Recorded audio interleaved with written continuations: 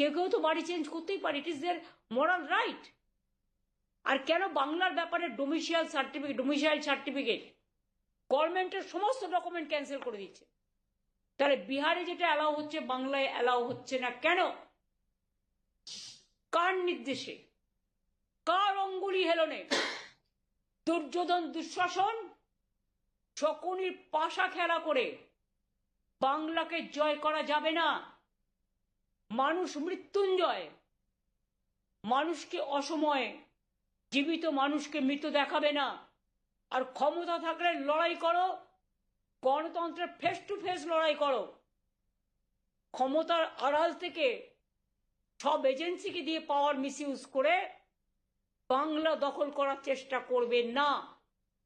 বাংলায় তোমরা বাংলাকে করছো হামলা, বাংলাকে করছো